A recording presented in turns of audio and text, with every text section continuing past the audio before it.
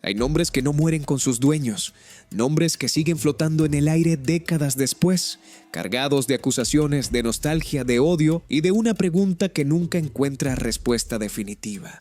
Mikhail Sergeyevich Gorbachov es uno de esos nombres, y el 30 de agosto de 2022, cuando los médicos del Hospital Clínico Central de Moscú certificaron su muerte a los 91 años, esa pregunta no se cerró. Se abrió de par en par, como una herida que llevaba 3 décadas sin cicatrizar.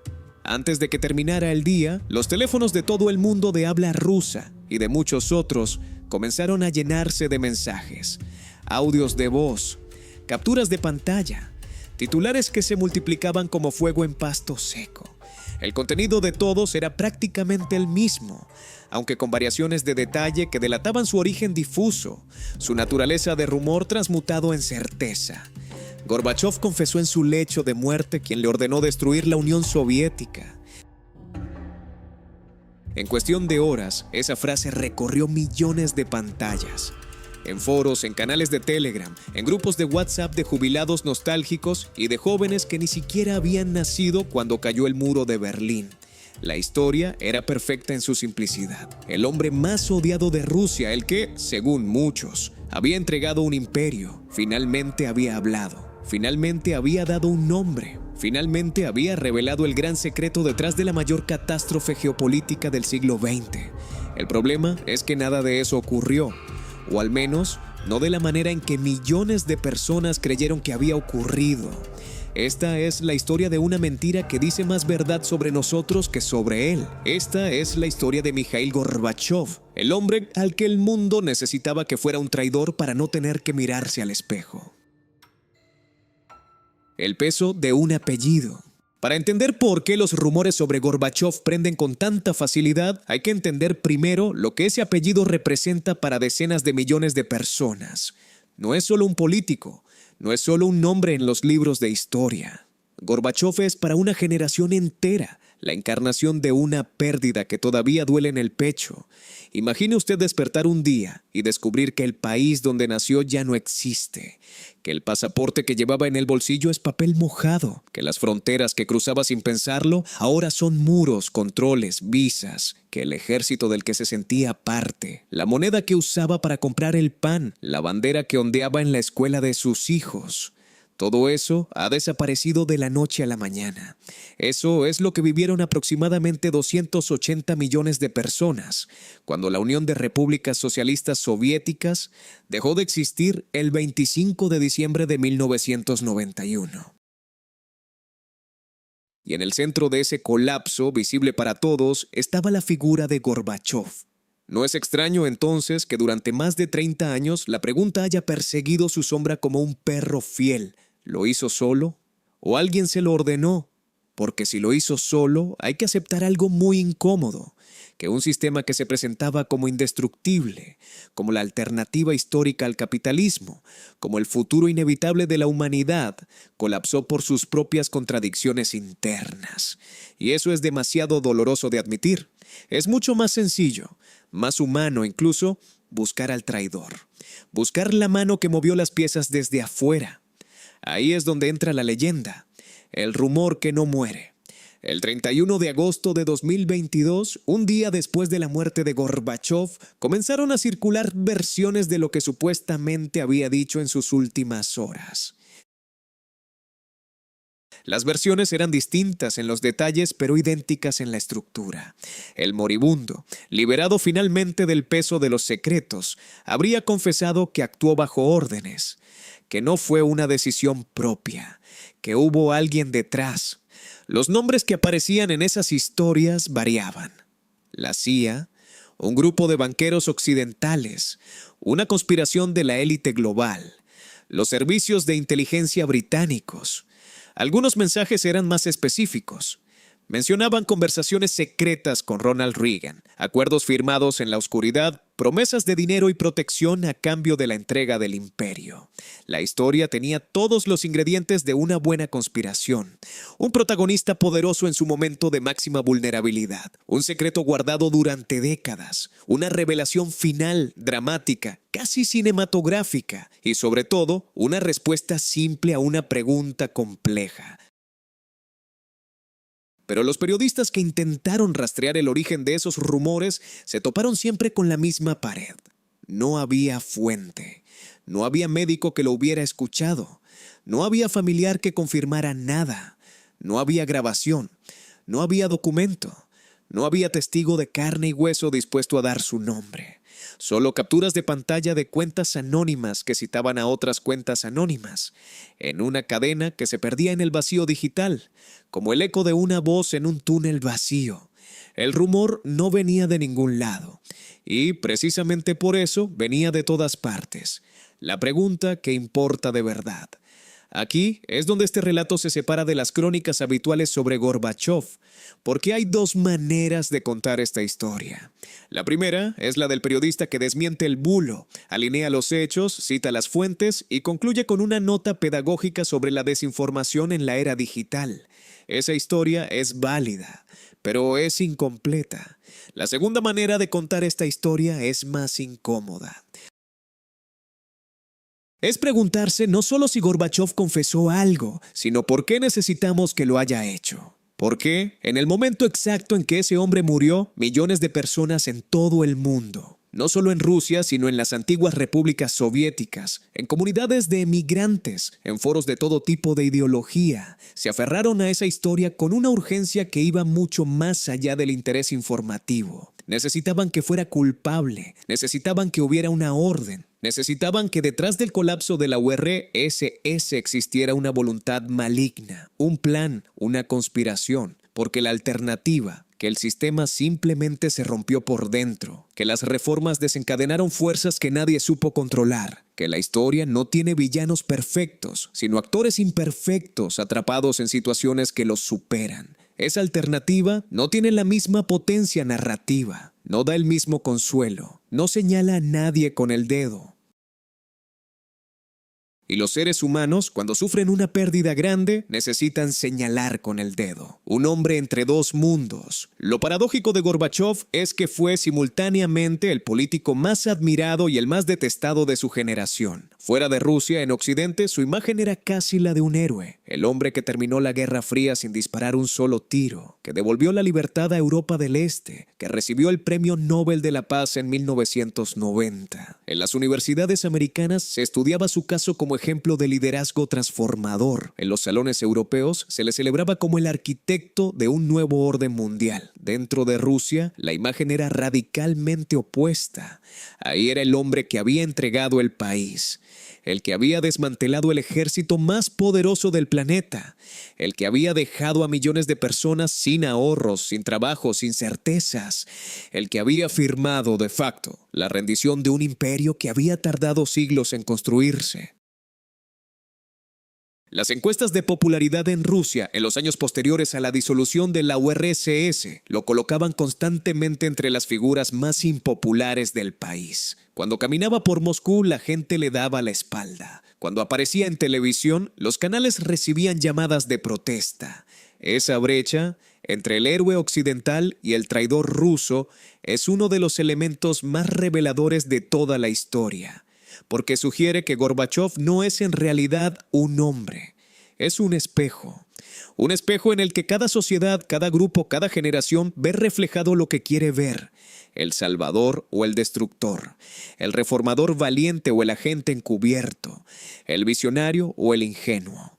Y los espejos, como es sabido, no confiesan nada, solo devuelven la imagen de quien los mira, lo que este texto promete. En las páginas que siguen vamos a hacer algo que los rumores nunca hacen. Vamos a trabajar. Vamos a revisar los hechos concretos de la era Gorbachov, con la frialdad de quien no tiene un bando que defender. Vamos a analizar las versiones conspirativas una por una, no para burlarnos de quienes las creen. Muchos de ellos tienen razones comprensibles para creerlas, sino para entender de dónde vienen y qué les falta. Vamos a buscar las palabras reales de Gorbachov, las que dijo en vida, en sus memorias, en sus entrevistas, en sus discursos, y vamos a llegar a una conclusión que para muchos será más perturbadora que cualquier conspiración, porque la verdad sobre el fin de la Unión Soviética no tiene un único culpable. No hay un nombre al final de la investigación. No hay el mayordomo en la biblioteca con el candelabro. Hay algo más complicado, más honesto y en última instancia más fascinante. Hay una historia de poder, de error, de orgullo, de miedo y de la tendencia humana, universal e irresistible, de subestimar las fuerzas que uno mismo ha puesto en marcha. Gorbachov no confesó nada en su lecho de muerte, pero el hecho de que necesitemos creer que sí lo hizo, eso sí que nos dice algo importante, algo sobre nosotros. Eso es lo que vamos a descubrir juntos. Hay una imagen que resume mejor que cualquier discurso lo que fue la Unión Soviética en sus últimos años. Una fila larga, silenciosa, resignada, de personas envueltas en abrigos grises esperando delante de una tienda vacía, no esperando que llegara algo especial, no esperando una oferta, esperando simplemente que apareciera cualquier cosa, pan, jabón, aceite, lo que fuera, porque las estanterías llevaban días, a veces semanas, sin reponerse, y la gente esperaba porque no había otra opción. Esa imagen no es el resultado de una conspiración, no es el efecto de una orden llegada desde Washington o desde alguna reunión secreta de élites globales. Esa imagen es el retrato de un sistema que había llegado al límite de lo que podía sostener. Un sistema que había funcionado con sus violencias, con sus injusticias, con sus silencios forzados durante décadas, pero que para mediados de los años 80 del siglo XX arrastraba contradicciones tan profundas que ningún líder, por brillante que fuera, podía haberlas resuelto sin provocar una crisis. La pregunta no era si el sistema colapsaría. La pregunta era cuándo y cómo y quién estaría al frente cuando ocurriera. El hombre que estuvo al frente fue Mikhail Gorbachov, y lo que hizo o lo que intentó hacer es la historia más compleja, más trágica y más mal contada del siglo XX. El hombre que llegó para salvar el sistema. Cuando el Partido Comunista de la Unión Soviética eligió a Gorbachov como secretario general en marzo de 1985. Nadie en el Kremlin pensaba que estaba eligiendo al hombre que disolvería el país. Nadie. Los veteranos del Politburó, los mismos que llevaban décadas administrando el poder con la precisión fría de ingenieros, vieron en él a un reformador moderado, alguien suficientemente joven para tener energía, suficientemente hábil para navegar las facciones internas del partido, suficientemente comprometido con el sistema para no dinamitarlo desde adentro. Se equivocaron. Pero la ironía es que también se equivocaron sobre Gorbachov mismo. Él tampoco sabía lo que estaba a punto de desatar. Tenía 54 años cuando llegó al poder. Era el más joven de los líderes soviéticos desde Stalin. Había crecido en el campo, en una familia que había sufrido de primera mano las purgas y el hambre de los años 30. Había estudiado Derecho en Moscú y había ascendido por la estructura del partido con una combinación de inteligencia, trabajo y la capacidad, rara en ese entorno, de escuchar antes de hablar. Sus asesores más cercanos lo describían como alguien genuinamente convencido de que el socialismo soviético podía ser reformado, no reemplazado, no destruido, reformado. Esa convicción fue su motor y también, a la larga, su trampa, la perestroika. Cuando el bisturí se convierte en hacha, la palabra perestroika significa literalmente reestructuración.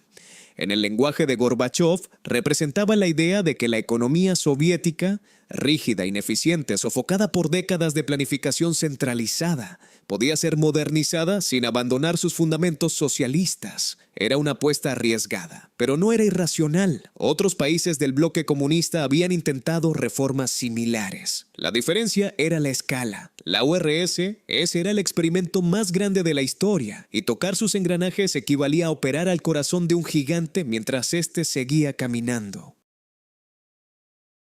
El primer gran instrumento de la perestroika fue la Ley sobre la Empresa Estatal, aprobada en 1987. En teoría, la ley buscaba dar más autonomía a las fábricas y empresas públicas, liberándolas de parte de la planificación central para que pudieran responder mejor a las necesidades reales del mercado. En la práctica, lo que produjo fue algo que ningún economista del Kremlin había previsto con suficiente claridad. Desarticuló las cadenas de suministro sin crear los mecanismos de mercado que debían reemplazarlas. Las empresas, de repente, con libertad para fijar algunos precios y tomar algunas decisiones propias, comenzaron a actuar de manera que maximizaba sus ganancias a corto plazo, pero destruía el tejido económico general. Pagaban salarios más altos para retener trabajadores, pero no producían más. Acumulaban materiales porque podían, generando escasez artificial en otros puntos de la cadena. El dinero en circulación crecía, pero los bienes disponibles no. El resultado inevitable fue la inflación. Y aquí los números cuentan la historia mejor que cualquier análisis político. Entre 1988 y 1990, la inflación en la Unión Soviética oscilaba entre 10 y 20% anual.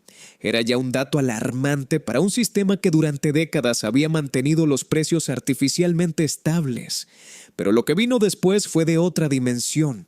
Hacia 1991, la inflación superaba el 100%. En algunos productos básicos, los precios se duplicaban en cuestión de semanas. Los ahorros de toda una vida se evaporaban ante los ojos de sus dueños. La fila frente a la tienda vacía no era ya una imagen ocasional, era la vida cotidiana de cientos de millones de personas. La glasnost, cuando las palabras se vuelven pólvora paralela a la perestroika económica, Gorbachov impulsó otra transformación igualmente radical, la glasnost, que puede traducirse como transparencia o apertura. La idea era sencilla en su formulación. El sistema soviético había sido durante décadas un sistema de secretos. Los errores del Estado no se debatían, los desastres se silenciaban, las víctimas no existían oficialmente. La glasnost buscaba romper esa cultura del silencio, permitir una prensa más libre, facilitar el debate público, abrir los archivos de una historia que llevaba demasiado tiempo enterrada. En teoría, era una medida necesaria para cualquier modernización real. No se puede reformar lo que no se puede nombrar, no se puede corregir lo que no se puede criticar. En la práctica, la glasnost desató algo que los planificadores del Kremlin no habían calculado con suficiente seriedad: la memoria. La memoria de los pueblos que componían la Unión Soviética. La memoria de las deportaciones masivas bajo Stalin, la memoria de las hambrunas deliberadas, la memoria de los idiomas prohibidos, las culturas aplastadas, las identidades forzadas. Cuando la censura se aflojó, no salió solo información sobre la ineficiencia económica o los problemas burocráticos. Salió décadas de dolor contenido, de agravios históricos que habían estado esperando el momento de ser nombrados en voz alta. Y en cuanto fueron nombrados, se convirtieron en política. El despertar de las naciones. Los primeros en moverse fueron los pueblos bálticos. Estonia, Letonia y Lituania habían sido incorporadas a la Unión Soviética en 1940, en el contexto del pacto Molotov-Ribbentrop con la Alemania nazi. Durante décadas, esa incorporación había sido el secreto más incómodo del sistema soviético. El protocolo secreto del pacto había sido sistemáticamente negado por Moscú, a pesar de que las copias originales existían en archivos alemanes y occidentales. En 1988, bajo la glasnost, el gobierno soviético admitió finalmente la existencia de ese protocolo. Para los bálticos, esa admisión era la confirmación histórica de lo que siempre habían sabido. Su incorporación a la URSS era ilegítima. Las consecuencias fueron inmediatas. En los 3 países bálticos surgieron frentes populares que comenzaron a movilizar a cientos de miles de personas. Las manifestaciones no pedían reformas dentro del sistema soviético, pedían la independencia, y lo pedían en un lenguaje que el sistema no había escuchado en décadas. El lenguaje de la soberanía nacional, de la autodeterminación, de la identidad propia. El fenómeno no tardó en extenderse. En el Cáucaso, la situación en Nagorno-Karabaj, una región armenio habitada dentro del territorio de Azerbaiyán soviético, pasó de ser una disputa latente a una crisis abierta. En 1988, las tensiones entre armenios y azeríes escalaron hasta enfrentamientos que dejaron docenas de muertos y cientos de miles de desplazados. Moscú intentó mediar, pero los instrumentos del Estado soviético, diseñados para administrar una sociedad ideológicamente homogénea, no para gestionar conflictos étnicos, resultaron inadecuados. La crisis de Karabaj fue la primera señal de que la estructura multinacional de la URSS podía desintegrarse desde abajo, desde los pueblos, desde las identidades que la ideología oficial nunca había logrado disolver del todo. En Ucrania, los movimientos por la independencia cultural y lingüística ganaban fuerza. En Asia Central, las identidades islámicas y nacionales que habían sido sofocadas durante décadas encontraban espacios de expresión nuevos. En Georgia, en Moldavia, en Bielorrusia, en todas partes, las palabras que la glasnost había liberado se convertían en demandas políticas que la perestroika no tenía instrumentos para satisfacer. El dinero que no existía. Mientras las repúblicas se agitaban, las finanzas del Estado soviético se hundían en silencio. El déficit presupuestario de la URSS, esa diferencia entre lo que el gobierno gastaba y lo que ingresaba, había alcanzado para 1991 aproximadamente el 20% del Producto Interior Bruto. Para poner esa cifra en perspectiva, economistas de todo el mundo consideran que un déficit superior al 3% del PIB es una señal de alarma seria. Un déficit del 20% es, sencillamente, el retrato de un Estado que está gastando 5 veces más de lo que puede permitirse. ¿De dónde venía ese agujero? De varias fuentes que se habían ido acumulando durante años. El desplome del precio del petróleo a mediados de los años 80 había eliminado de golpe la principal fuente de divisas extranjeras de la URSS. La campaña antialcohólica que Gorbachov había impulsado al principio de su mandato, bien intencionada, orientada a reducir los devastadores efectos del alcoholismo en la sociedad soviética, había eliminado de la noche a la mañana una parte significativa de los ingresos fiscales que el Estado obtenía del monopolio estatal sobre el alcohol. El gasto militar seguía siendo astronómico. La competencia con Estados Unidos en la carrera armamentística consumía recursos que la economía civil no podía sostener. Y la catástrofe de Chernóbil, en 1986, había supuesto un costo económico y político de dimensiones todavía no completamente calculadas. El Estado soviético en sus últimos años era como un hombre que paga las deudas del mes con tarjetas de crédito que ya están al límite. Podía seguir funcionando, pero solo aplazando el momento en que la realidad aritmética se impusiera. Y la realidad aritmética, como siempre, terminó imponiéndose. El putsch que lo cambió todo. En agosto de 1991, un grupo de altos funcionarios del gobierno soviético, el vicepresidente, el ministro de Defensa, el jefe del KGB, entre otros, intentó dar un golpe de Estado mientras Gorbachov se encontraba de vacaciones en Crimea. Lo retuvieron en su dacha. Cortaron sus comunicaciones. Anunciaron en televisión que el secretario general estaba enfermo y que ellos asumían el control del país. Duró 72 horas. El golpe fracasó por varias razones. La resistencia encabezada por Boris Yeltsin desde la sede del Parlamento ruso, la negativa de importantes unidades militares a obedecer las órdenes de los golpistas y la respuesta masiva de ciudadanos que salieron a las calles de Moscú a defender las instituciones democráticas que con todas sus imperfecciones habían comenzado a existir gracias a las propias reformas de Gorbachov. Pero aunque el golpe fracasó, sus consecuencias fueron irreversibles. La imagen de Gorbachov quedó destruida. Había sido secuestrado por sus propios colaboradores. Los hombres en quienes había confiado para construir el nuevo sistema soviético habían intentado voltearlo. Regresó a Moscú como un hombre diferente, técnicamente en el poder, pero políticamente vaciado. Las repúblicas que habían visto cómo el centro era capaz de intentar un golpe de mano aceleraron sus declaraciones de independencia. Yeltsin, en cambio, salió del episodio convertido en el verdadero hombre fuerte del momento. El proceso que siguió fue rápido y brutal en su lógica. El 8 de diciembre de 1991, los líderes de Rusia, Ucrania y Bielorrusia se reunieron en un bosque de la región de Brest, en lo que se conocería como los Acuerdos de Belovezha, y firmaron la disolución de la Unión Soviética. No consultaron a Gorbachov, no lo invitaron. Le comunicaron lo que habían decidido cuando ya era un hecho consumado. Y aquí está uno de los datos que los relatos conspiratorios sistemáticamente ignoran. Si Gorbachov hubiera sido el agente encubierto que supuestamente destruyó la URSS por orden de potencias extranjeras, ¿por qué lo excluyeron del momento final? ¿Por qué los hombres que firmaron la disolución, incluyendo al propio Yeltsin, actuaron a sus espaldas? ¿No habría sido más lógico incluir al supuesto autor intelectual en el acto de cierre? La respuesta es incómoda pero necesaria. Porque Gorbachov no quería disolver la URSS, quería reformarla. Y cuando la reforma escapó de su control, otros tomaron las decisiones que él no estaba dispuesto a tomar, lo que el referéndum decía. Hay un dato que aparece en muy pocos análisis y que, sin embargo, cambia radicalmente la perspectiva. El 17 de marzo de 1991, la Unión Soviética celebró un referéndum sobre su propia continuidad.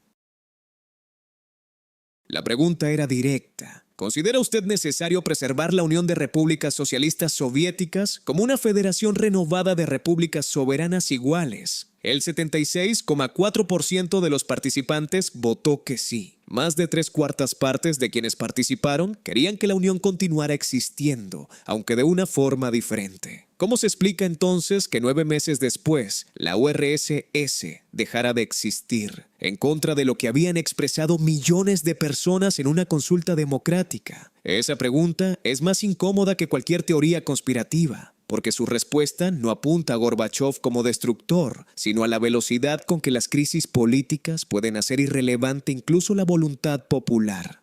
Apunta a Yeltsin, apunta a los líderes de las repúblicas, apunta al putsch de agosto, que deslegitimó el centro de una manera que ningún referéndum podía reparar. El fin de la Unión Soviética no fue un plan ejecutado por un traidor.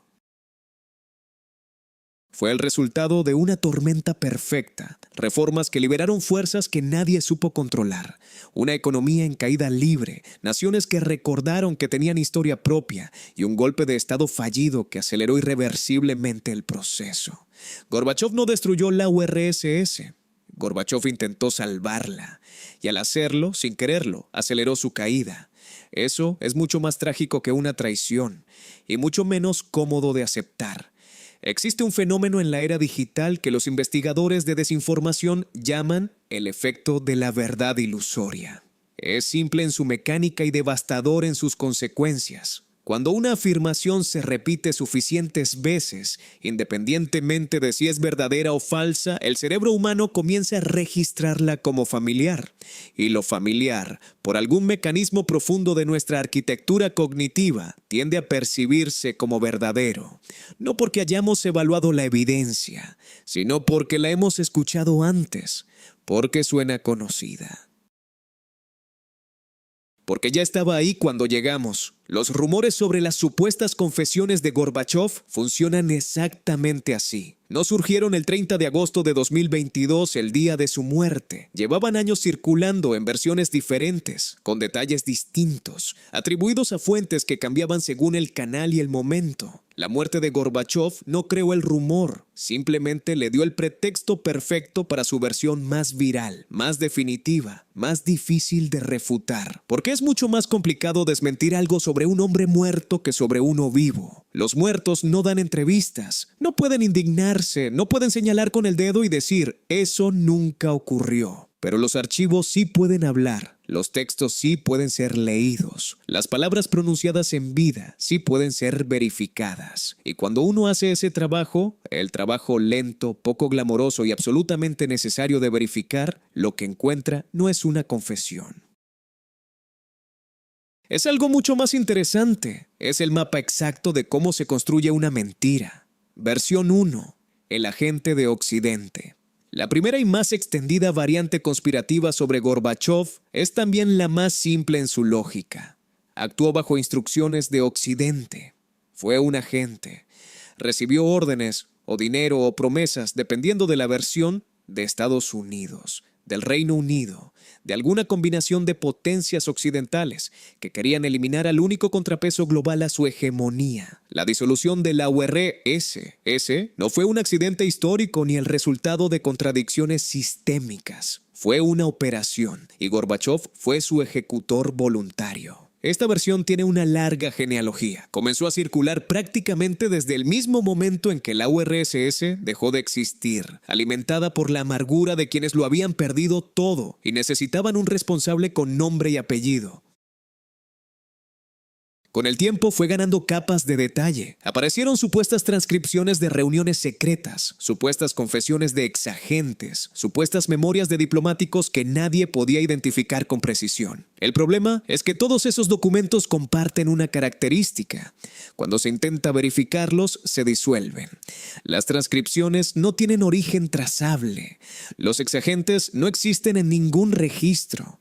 Los diplomáticos son invariablemente anónimos o inexistentes, pero hay algo más sólido que la ausencia de pruebas. Hay el contexto real de las relaciones de Gorbachov con Occidente, y ese contexto contradice frontalmente la narrativa de la gente, lo que Thatcher y Reagan vieron realmente. En noviembre de 1984, antes incluso de que Gorbachov llegara al poder, Margaret Thatcher lo recibió en Londres. Era una visita de bajo perfil, casi técnica. Gorbachov era entonces miembro del Politburó, no el líder, y viajaba al frente de una delegación parlamentaria soviética. Pero Thatcher, cuyo instinto político era legendario, vio algo en él que la hizo salir de la reunión y decir a sus asesores una frase que se convertiría en histórica. Es un hombre con quien se puede hacer negocios. Esa frase ha sido usada por los defensores de la teoría conspirativa como evidencia de que Occidente ya sabía lo que Gorbachov haría. Como si Thatcher hubiera reconocido en él a su agente. Pero esa lectura ignora deliberadamente el contexto. Thatcher no dijo que era alguien que haría lo que Occidente quisiera. Dijo que era alguien con quien se podía negociar. Que, a diferencia de sus predecesores, Brezhnev, Andropov, Chernenko, todos ellos figuras rígidas predecibles en su intransigencia, este hombre era capaz de escuchar, de moverse, de encontrar puntos de encuentro. Eso no es el retrato de un agente, es el retrato de un interlocutor. Y hay una diferencia abismal entre los dos. Con Ronald Reagan, la relación fue igualmente compleja y mucho menos unidireccional de lo que los relatos conspiratorios sugieren. Las 4 cumbres entre Reagan y Gorbachov, Ginebra en 1985, Reykjavik en 1986, Washington en 1987 y Moscú en 1988. Fueron negociaciones reales, no escenificaciones de una rendición soviética acordada de antemano. En Reykjavik, Gorbachov propuso la eliminación total de todas las armas nucleares de ambas superpotencias, una propuesta tan radical que dejó a Reagan literalmente sin palabras. No era el comportamiento de alguien ejecutando un plan diseñado en Washington. Era el comportamiento de un líder con su propia agenda, sus propias convicciones y su propia visión del mundo. El Tratado sobre Fuerzas Nucleares de Alcance Intermedio, firmado en diciembre de 1987, fue presentado por los conspiracionistas como la prueba de que Gorbachov estaba desarmando a la URSS para Occidente. Pero el tratado obligaba a ambas partes a destruir categorías enteras de misiles. Estados Unidos también destruyó armas. No fue una rendición unilateral, fue un acuerdo bilateral, el primero en la historia de la Guerra Fría, que eliminaba armas en lugar de simplemente limitarlas.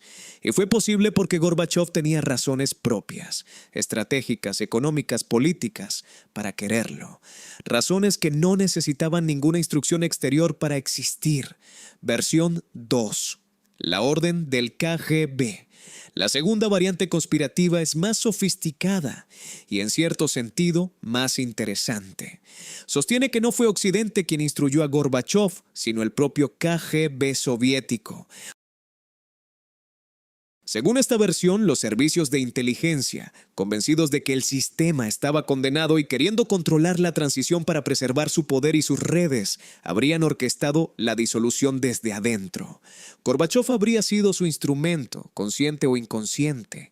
Esta versión tiene el atractivo de explicar por qué tantos exagentes del KGB terminaron ocupando posiciones de poder en la Rusia postsoviética. Si el KGB planeó la transición, ese resultado tiene sentido. La narrativa es coherente internamente. El problema es que choca frontalmente con lo que Gorbachov documentó sobre su relación con el KGB y con lo que los propios archivos revelan sobre la estructura interna de esa institución en sus últimos años. Gorbachov describió el KGB en sus memorias no como una estructura monolítica capaz de planificar y ejecutar una operación de la magnitud que la teoría requiere, sino como una organización profundamente fracturada, dividida en facciones con intereses contradictorios. El propio jefe del KGB durante los años finales de la URSS, Vladimir Kryuchkov, fue uno de los organizadores del golpe de agosto de 1991. Ese golpe, recordemos, iba dirigido contra Gorbachov. Si el KGB hubiera planeado la disolución de la URSS y Gorbachov hubiera sido su agente, ¿por qué su propio jefe intentó derrocarlo? ¿Por qué los organizadores del putsch, varios de ellos altos funcionarios de los servicios de seguridad, actuaron en contra de quien supuestamente ejecutaba su plan? La respuesta más sencilla y la más apoyada por la evidencia disponible es que no había ningún plan. Había una institución en descomposición, con facciones que se contradecían entre sí, sin capacidad para ejecutar una estrategia coherente de largo plazo. El KGB de los últimos años soviéticos no era el KGB de Stalin. Era una organización burocrática enorme, llena de intereses particulares, incapaz de actuar como un bloque unificado. Versión 3. La conferencia de Múnich y las palabras robadas. Esta es quizás la más elaborada de las falsificaciones que circulan sobre Gorbachov y también la más fácil de desmontar, porque tiene una fuente verificable, una conferencia real, con grabaciones disponibles, con texto publicado. La historia, tal como circula en sus versiones más dramáticas, sostiene que Gorbachov dio una conferencia en Múnich. La fecha varía según quien la cuente, pero generalmente se sitúa en algún momento de los años 90 o 2000, donde habría llamado a la Unión Soviética un monstruo que merecía ser destruido y habría reconocido abiertamente que su objetivo siempre fue liquidarla. La historia, en algunas versiones, incluye incluso citas textuales, frases atribuidas a Gorbachov que suenan como una confesión perfecta, casi cinematográfica en su candidez. El problema es que esas citas no aparecen en ninguna grabación real de ninguna conferencia de Gorbachov en Múnich. Lo que sí existe es una conferencia que Gorbachov dio en la Universidad Americana en Turquía en 1999, cuya transcripción ha sido manipulada y reatribuida en múltiples ocasiones. En esa conferencia real, Gorbachov habló sobre la necesidad de democratizar las sociedades postsoviéticas, sobre los errores del proceso de transición, sobre la importancia de no repetir los errores del pasado autoritario. En ningún momento llamó a la URSS un monstruo. En ningún momento dijo que su objetivo había sido destruirla. Todo lo contrario. Expresó repetidamente su convicción de que el socialismo podía haberse reformado y que la disolución de la URSS había sido, en sus propias palabras, una tragedia que no era necesaria. El mecanismo de la falsificación es clásico y merece ser descrito con precisión, porque es el mismo que opera en decenas de otros casos de desinformación. Se toma un evento real, una conferencia que Gorbachov realmente dio en algún lugar. Se cambia la ubicación para hacerlo más dramático. Se extraen fragmentos reales de su discurso, aquellos donde critica el sistema soviético o reconoce sus fallos. Se combinan con frases inventadas que llevan esas críticas mucho más lejos de donde él las llevó.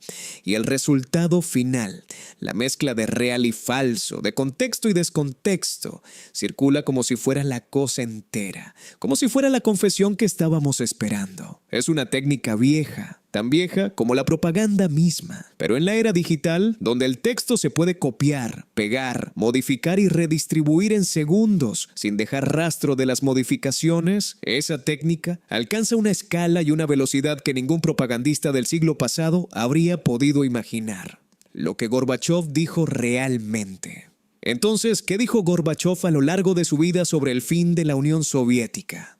¿Cuál fue su posición real, documentada, verificable? Sus memorias, publicadas por primera vez en 1995 con el título Memorias, y ampliadas y revisadas en ediciones posteriores, son la fuente más extensa y directa. A lo largo de cientos de páginas, Gorbachov construye un relato coherente que se mantiene prácticamente sin cambios hasta el final de su vida. La disolución de la URSS no era ni necesaria ni inevitable en el momento en que ocurrió. Fue el resultado de la acumulación de errores de múltiples actores, pero dos hechos la precipitaron de manera decisiva: el golpe de agosto de 1991 y los acuerdos de Belovezha de diciembre del mismo año. Sobre el golpe, Gorbachov es categórico. Fue un crimen político que destruyó la autoridad del centro soviético de manera irreparable. Los organizadores del putsch, a quienes él había nombrado y en quienes había confiado, no solo intentaron derrocarlo, sino que con su fracaso demostraron a todas las repúblicas que el poder central no podía garantizar la estabilidad. El golpe, que buscaba preservar la URSS, fue lo que aceleró decisivamente su fin. Sobre Belovezha, Gorbachov es todavía más duro. En múltiples entrevistas y en sus escritos, describió los acuerdos firmados por Yeltsin, Kravchuk y Shushkevich como un acto que ignoró el resultado del referéndum de marzo y que privó a los ciudadanos soviéticos de la posibilidad de decidir su propio futuro. En una entrevista concedida pocos años antes de su muerte, dijo con la claridad de quien ya no tiene nada que perder políticamente: la disolución fue decidida por 3 personas en un bosque, a espaldas de los pueblos que supuestamente representaban. ¿Suena esto a la confesión de un traidor? ¿A las palabras de alguien que ejecutó conscientemente un plan para destruir su propio país? Lo que suena es a amargura. A la amargura específica de quien intentó algo, falló en controlarlo y tuvo que ver cómo otros tomaban las decisiones finales sin consultarle. El papel de Yeltsin, el nombre que los rumores no mencionan. Hay una ausencia llamativa en todas las narrativas conspirativas sobre el fin de la URSS, el nombre de Boris Yeltsin. Aparece raramente y cuando aparece es como figura secundaria, como instrumento de otros. Sin embargo, si se lee la historia sin la necesidad previa de encontrar un agente occidental, Yeltsin emerge como el actor individual más decisivo en el proceso de disolución. Yeltsin había sido expulsado del Politburó por Gorbachov en 1987, tras un discurso en el que criticó el ritmo lento de las reformas. Esa humillación pública lo convirtió en el opositor más peligroso que el sistema podía tener. Alguien de adentro, con conocimiento del funcionamiento del poder, con agravios personales y con la habilidad de presentarse como la alternativa democrática. En 1991 fue elegido presidente de Rusia, no de la URSS, sino de la República Rusa dentro de la Unión, con un mandato popular que el propio Gorbachov nunca tuvo, porque el líder soviético nunca se sometió a una elección directa. Desde esa posición, Yeltsin fue vaciando sistemáticamente de contenido y recursos al gobierno central. Las decisiones tomadas desde Moscú como capital soviética eran contradichas o ignoradas por Moscú como capital rusa. Los recursos económicos, las competencias administrativas, la lealtad de las instituciones, todo fue migrando gradualmente del centro soviético al gobierno ruso. Para cuando llegó el golpe de agosto de 1991, Yeltsin ya había construido una base de poder alternativa lo suficientemente sólida como para resistir el putsch desde el balcón del Parlamento ruso, mientras Gorbachov permanecía retenido en Crimea. Y fue Yeltsin quien convocó la reunión de Belovezha. Fue Yeltsin quien llamó a Bush desde ese bosque para informarle, antes que al propio Gorbachov, que la URSS había dejado de existir.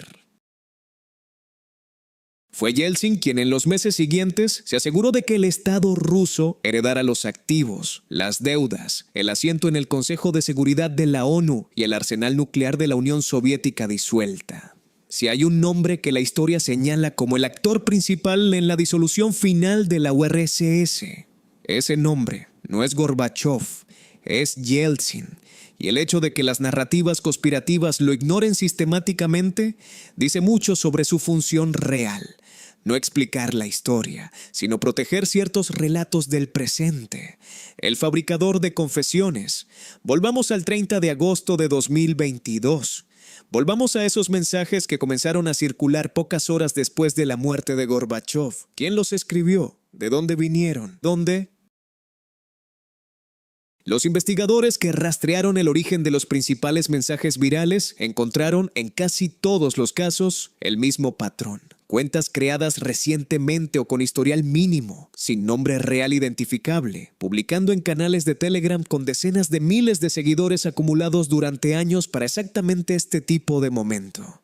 No había coordinación evidente entre los distintos canales, lo que habría sugerido una operación organizada desde un único centro de mando, sino algo más difuso y, en cierto modo, más inquietante. Una sincronía espontánea entre múltiples actores que compartían el mismo interés en hacer circular ese tipo de contenido. Algunos de esos canales tenían orientaciones políticas identificables: nacionalismo ruso, nostalgia soviética, oposición a las reformas de los años 90.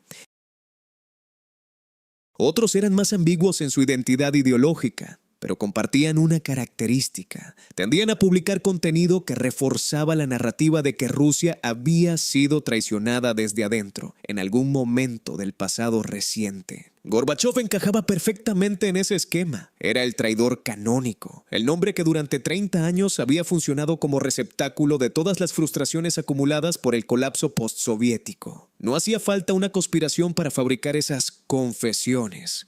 Hacía falta algo mucho más simple y mucho más humano: el deseo compartido de que existieran.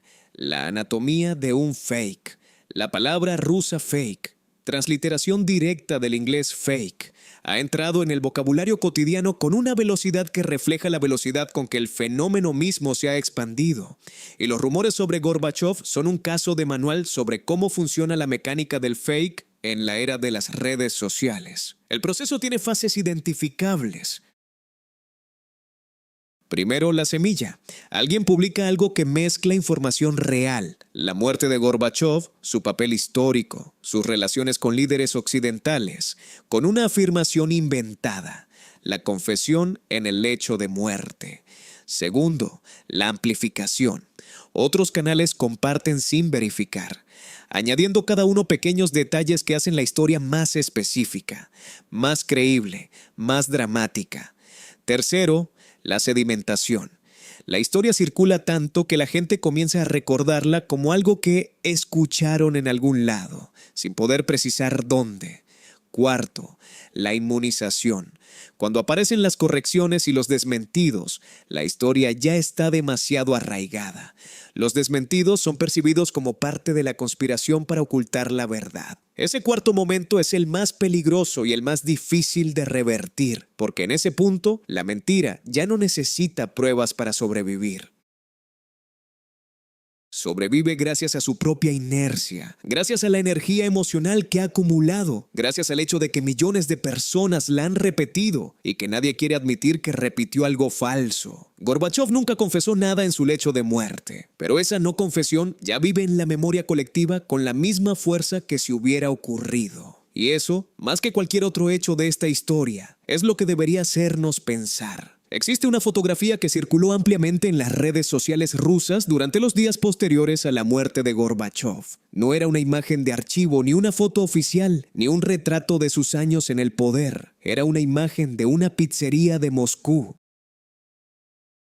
La cadena Pizza Hut, que había rodado un famoso anuncio publicitario con Gorbachov en 1997, uno de los episodios más comentados y más criticados de su vida pública postsoviética, se convirtió en ese momento en el símbolo definitivo de todo lo que sus detractores le reprochaban. El hombre que había presidido el fin de un imperio aparecía en un anuncio de pizza americana. Para millones de personas, esa imagen decía más que cualquier libro de historia. Ahí estaba la prueba, ahí estaba el pago.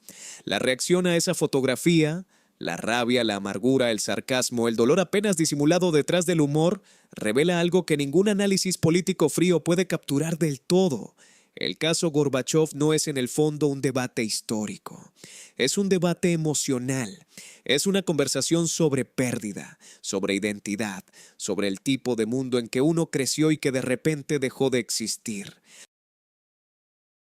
Y cuando se entiende eso, cuando se entiende que lo que está en juego no son los datos, sino los sentimientos, se empieza a entender por qué los rumores sobre sus supuestas confesiones tienen tanto poder. Y por qué desmentirlos, aunque necesario, nunca es suficiente. La anatomía de la nostalgia. Los psicólogos que estudian la nostalgia, esa emoción particular que mezcla el placer del recuerdo con el dolor de la pérdida, han descubierto algo contraintuitivo. La nostalgia no es en esencia un sentimiento sobre el pasado, es un sentimiento sobre el presente. Cuando alguien siente nostalgia intensa por una época o un lugar, lo que está expresando no es tanto el amor por aquello que recuerda, sino la incomodidad con aquello que vive ahora.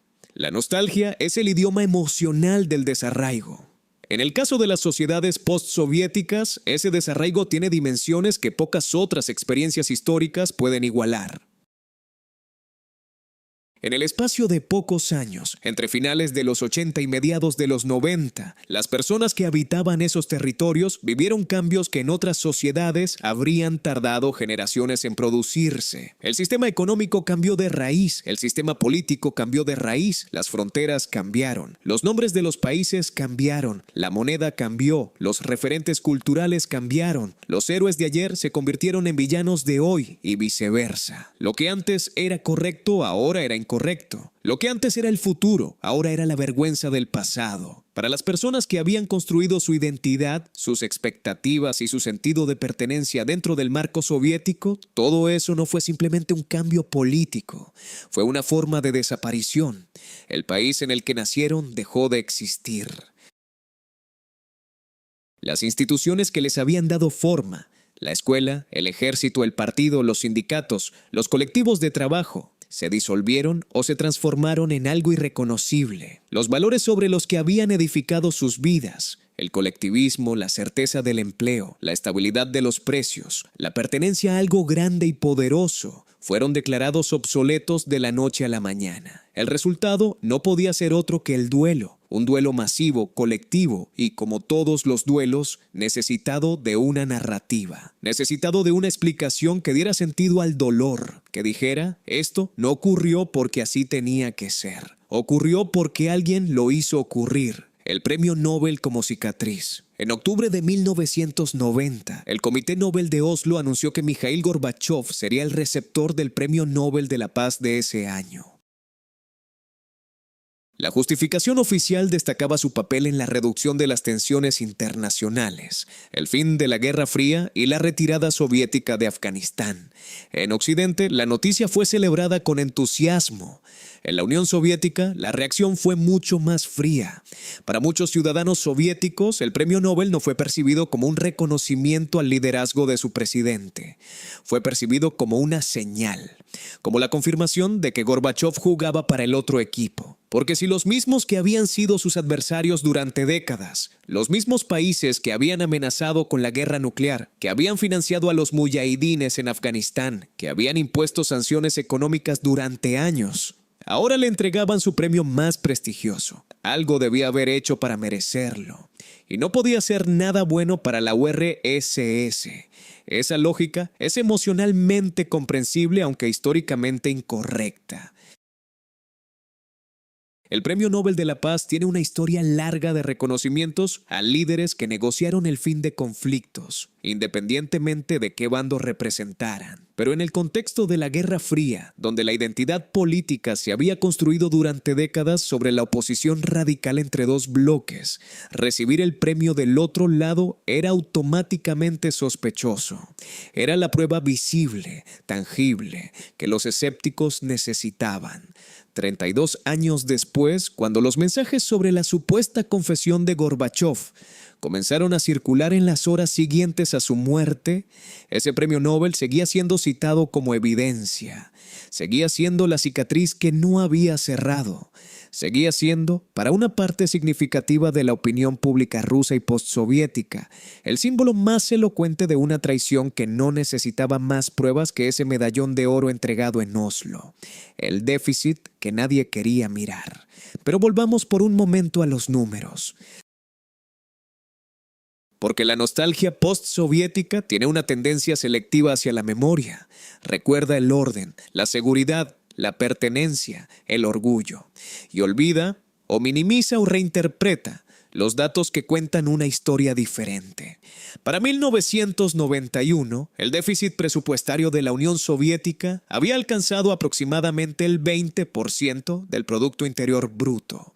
Es una cifra que los economistas no suelen pronunciar sin un cierto asombro. Para ponerla en perspectiva concreta, en ese año, por cada 5 rublos que el Estado soviético gastaba, solo 4 existían como ingresos reales. El rublo restante era, en términos prácticos, dinero inventado. Deuda, emisión monetaria sin respaldo, promesas que el futuro tendría que pagar. Las reservas de divisas extranjeras de la URSS estaban prácticamente agotadas.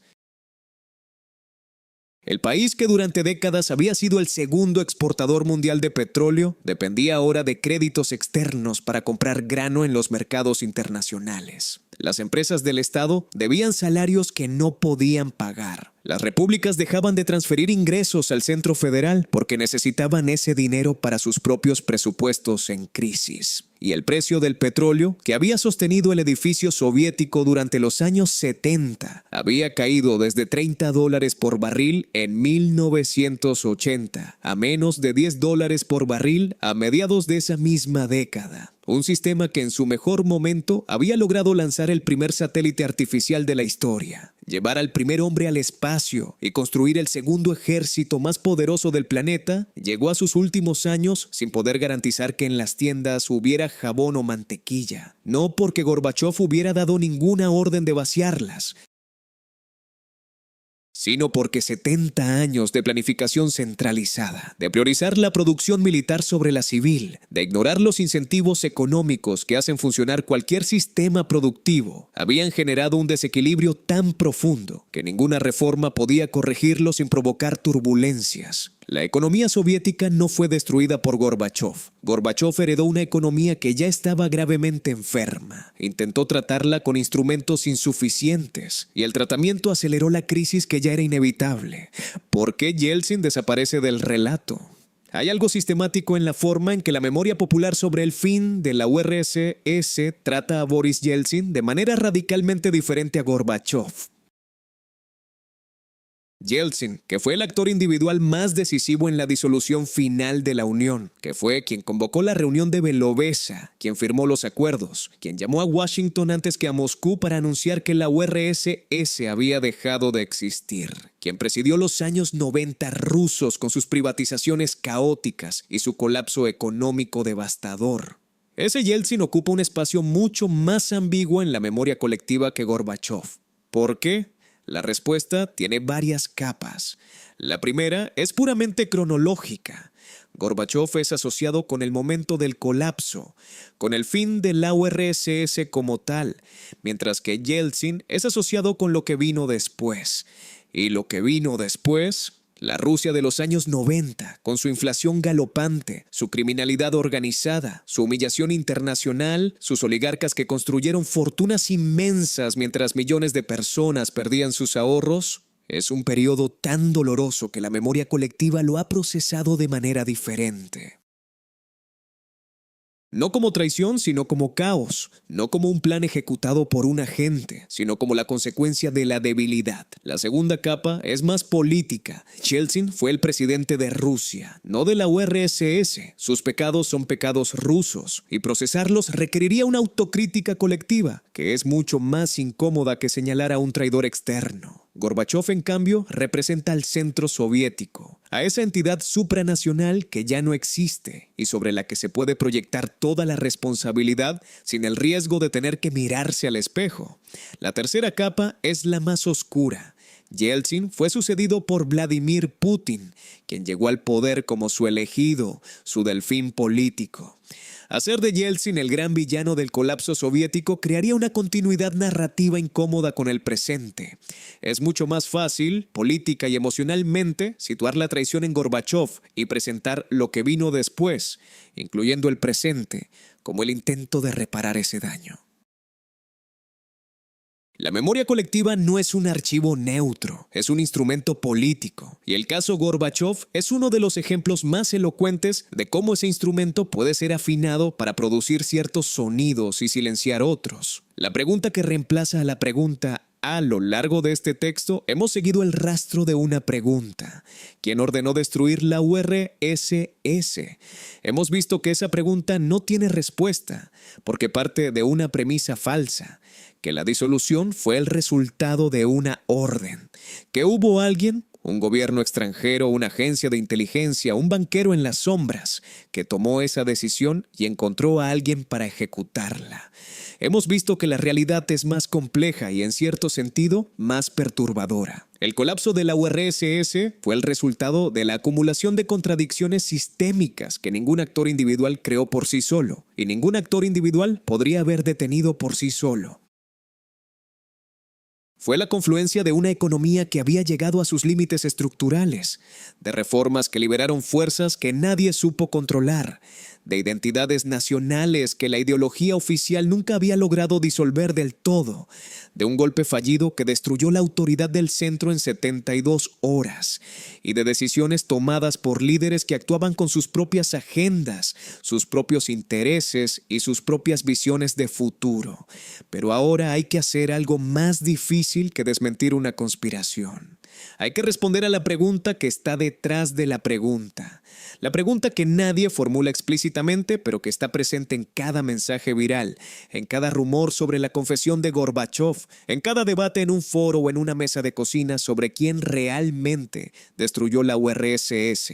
Esa pregunta no es histórica, es existencial. Y dice: si nadie lo ordenó, si nadie lo planeó, si fue simplemente el resultado de fuerzas que nadie controlaba completamente, ¿qué significa eso para nosotros? ¿Qué dice de la fragilidad de todo lo que creemos permanente? ¿Qué dice de nuestra capacidad, como individuos, como sociedades, como civilizaciones, de controlar nuestro propio destino? Esa pregunta da miedo, mucho más miedo que cualquier conspiración, porque la conspiración, aunque horrible en su contenido, al menos ofrece una ilusión de control. Si alguien lo planeó, entonces el mundo tiene arquitectos, tiene una lógica, tiene autores responsables que podrían haber actuado de otra manera. Pero si el colapso ocurrió sin un plan maestro, si fue la resultante caótica de miles de decisiones tomadas por actores imperfectos en circunstancias que los superaban, entonces el mundo es un lugar mucho más incierto y mucho más difícil de habitar. La teoría conspirativa es, en el fondo, una forma de fe. Una fe oscura, paranoica, que ve enemigos en todas partes, pero una fe al fin, una certeza de que las cosas no ocurren por accidente, de que hay un orden, aunque sea un orden maligno, de que si encontramos al culpable podremos entender, y si entendemos podremos controlar, y si controlamos estaremos a salvo. Gorbachov, el hombre real con sus contradicciones, sus errores, sus convicciones genuinas y sus fracasos monumentales, no sirve para esa narrativa. Es demasiado humano, demasiado complejo, demasiado parecido a todos nosotros en su capacidad de poner en marcha procesos que luego escapan de sus manos. Por eso fue necesario inventar otro Gorbachov, el traidor perfecto, el agente sin escrúpulos, el hombre que confesó en su lecho de muerte, porque en el universo de la leyenda, los traidores siempre confiesan al final. Siempre hay una última escena donde la verdad sale a la luz y el orden moral del mundo queda restaurado. Lo que queda cuando desaparece el mito. El 30 de agosto de 2022, Mikhail Sergeyevich Gorbachov murió en Moscú a los 91 años.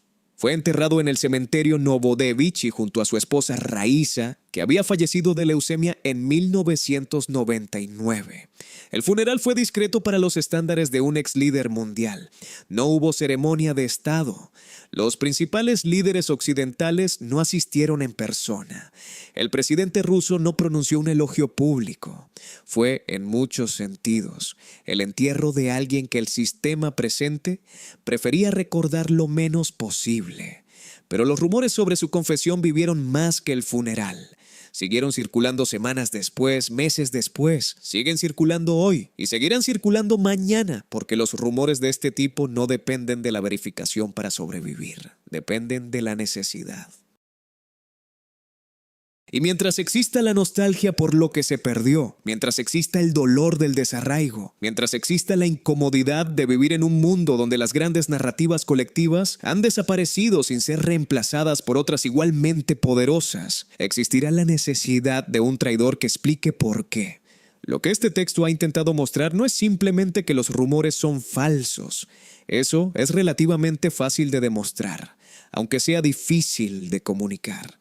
Lo que ha intentado mostrar es algo más ambicioso y más incómodo, que la pregunta sobre Gorbachov es en realidad una pregunta sobre nosotros mismos, sobre cómo procesamos la pérdida, sobre cómo construimos el pasado para que el presente sea soportable, sobre el tipo de historias que necesitamos creer para poder seguir adelante.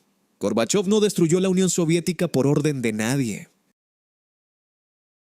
Intentó reformar un sistema que ya estaba al borde del colapso, desató fuerzas que no supo controlar y fue apartado del momento final por hombres que tenían sus propias agendas. Eso es lo que dicen los hechos. Eso es lo que dicen sus propias palabras, verificables, registradas, disponibles para quien quiera leerlas. Pero los hechos solos no bastan para desmontar una leyenda, porque las leyendas no viven en el territorio de los hechos, viven en el territorio de las emociones. Y en ese territorio, Gorbachov seguirá siendo juzgado no por lo que hizo, sino por lo que representó: el fin de un mundo, el cierre de una época, la disolución de una identidad colectiva que para millones de personas fue el único hogar que conocieron.